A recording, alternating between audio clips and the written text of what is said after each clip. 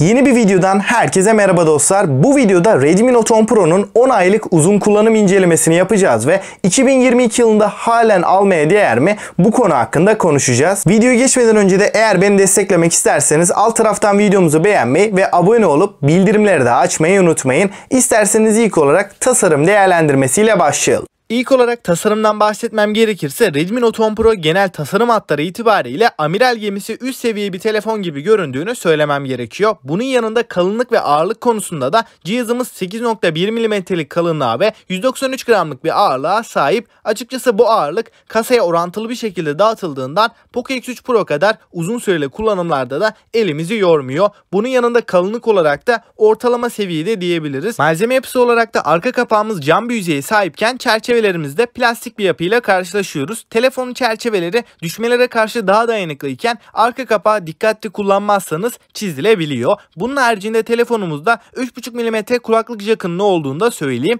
Şimdi Note 10 Pro'nun ekran tarafına baktığımız zaman 6.67 inç boyutunda AMOLED panele sahip olan 1080x2400 Full HD Plus çözünürlük sunan bu ekranda 120 Hz tazeleme ve 240 Hz dokunma hassasiyeti de bizlere sunulmuş durumda. Note 10 Pro'nun sunduğu yüksek tazeleme hızı ve dokunma hassasiyeti sayesinde bize telefonu kullanırken çok akıcı bir deneyim yaşattığını söyleyebilirim. Açıkçası Note 10 Pro'nun ekranını kullanmak gerçekten çok keyifli. Kesinlikle üst seviye bir cihazı aratmadığını rahatlıkla söyleyebilirim. Bunun dışında parlaklık oranı olarak da 1200 nite varan oldukça yüksek bir parlaklık değeriyle geliyor ve güneş ışığı altında da kesinlikle bir görme zorluğu yaşamıyoruz. Ekranımızın parlaklığı hem dışarıda hem de kapalı ortamlarda oldukça kuvvetli. Bunun yanında ekranımızın desteklediği teknolojilerde bir amiral gemisi düzeyinde diyebilirim. Note 10 Pro'nun ekranı HDR10 ve DCI-P3 renk uzayının %100'ünü kapsıyor. Telefonda gerek bir video veya dizi film izlerken gerekse oyun oynarken bize üst seviye bir görsel deneyim sunuyor ve ekranımızın paneli AMOLED olduğu için özellikle karanlık modda kullandığımız zaman da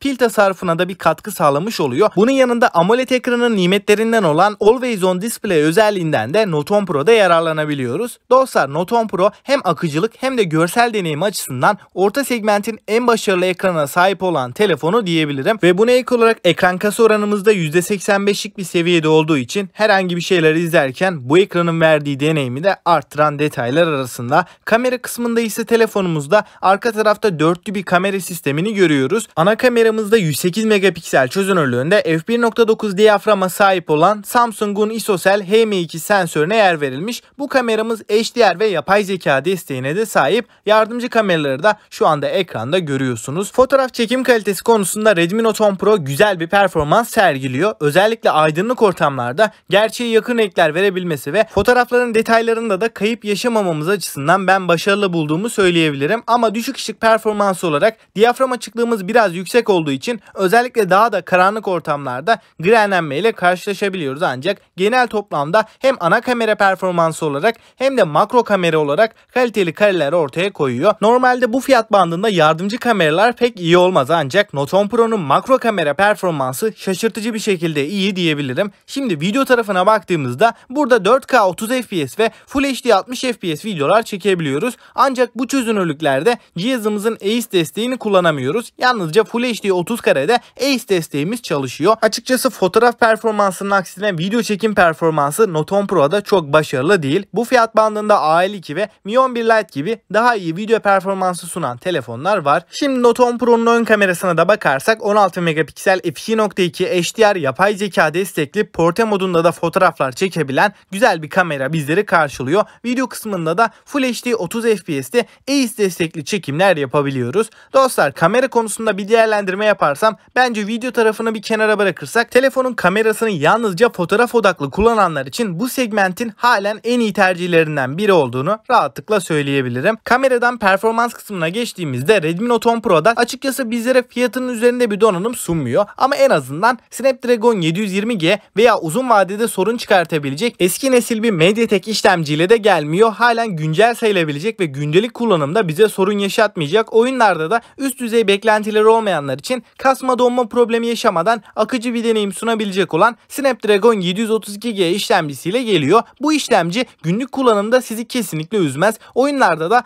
PUBG'de HD grafiklerde 30 FPS'te, dengeli ve akıcıda da 40-45 FPS arasında bir performans verebiliyor. Call of Duty Mobile'de de yüksek grafiklerde güzel bir oyun deneyimi yaşatıyor. Eğer telefonda odağınız oyun değilse, yani arada sırada oyun oynuyorsanız bence beklentilerinizi karşılayacaktır. Yoğun patlama sahnelerinde uçaktan atlarken vesaire FPS düşüşleriyle nadir de olsa karşılaşabiliyoruz. Uzun süreli oyun oynadığımız zaman da telefonumuzda aşırı bir ısınma sezmedim. Stabilite açısından da gayet başarılı olduğunu belirteyim. Arayüz konusunda da Note 10 Pro MIUI 12.5 sürümünde performanslı bir şekilde çalışıyor. Uygulama açılış hızları gayet iyi seviyede. Menüler arasında geçerken de herhangi bir yavaşlama, donma problemi yaşamıyoruz. Açıkçası telefonu dibine kadar kullanan bir kullanıcı değilseniz Note 10 Pro'nun sunduğu performans size fazlasıyla yetecektir. RAM seçeneği olarak da 6 ve 8 GB'lık iki farklı RAM ve bunun yanında depolama alanı olarak da 128 GB'lık bir alan bizlere sunuluyor. Depolama biçimi olarak cihazımızda UFS 2.2 teknolojisi konumlandırılmış. Hafıza kartıyla da 256 GB'a kadar depolama takviyesi yapabiliyoruz. Batarya performansı olarak da Note 10 Pro'da 5020 mAh'lik bir batarya bulunurken 33 Watt hızlı şarj desteği de bizlere sunuluyor. Note 10 Pro'yu 33 Watt'lık adaptörümüzle birlikte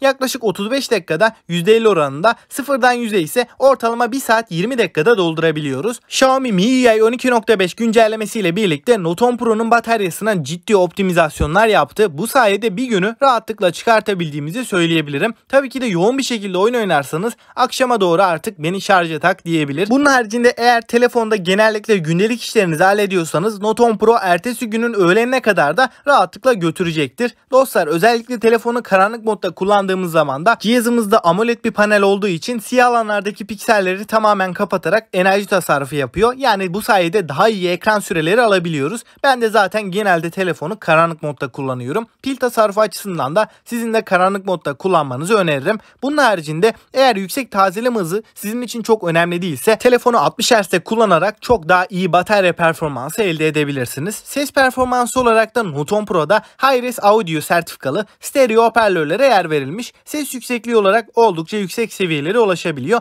ve ses kalitesi açısından da bas ve tiz seslerde gayet başarılı. Dizi film izlerken, bir oyun oynarken de stereo hoparlörler sayesinde seslerin hangi taraftan geldiğini rahatlıkla anlayabiliyoruz. Bu da oyun oynayanlar ve dizi film izleyenler için güzel bir avantaj diyebilirim. Suya ve toza karşı dayanıklılıkta da IP53 sertifikasıyla korunan Redmi Note 10 Pro su sıçramalarına karşı nispeten dayanıklı diyebiliriz. Dostlar, genel değerlendirme kısmında Note 10 Pro 10 aylık süreçte neler hissettirdi bundan bahsedeceğim. Özellikle telefondan dizi film izlemeyi seviyorsanız, bunun yanında sosyal medya uygulamaları ve kameranın fotoğraf tarafıyla daha çok ilgileniyorsanız sunduğu batarya performansıyla da Note 10 Pro sizi kesinlikle memnun edecektir. Ama Note 10 Pro'yu telefondan video çekmek veya oyun odaklı bir kullanım için telefon almayı düşünenlere kesinlikle önermiyorum. Bunun haricinde ortalama bir kullanıcı için çok dengeli özelliklere sahip olduğunu söyleyebilirim. Peki sizler Redmi Note 10 Pro hakkında neler düşünüyorsunuz? Hala alınır mı? Görüşlerinizi yorumlarda bekliyorum. Ve bana destek vermek ve yeni videolarımızdan haberdar olmak için de kanalımıza abone olup bildirimleri açmayı unutmayın. Bir sonraki videoya kadar hoşça kalın.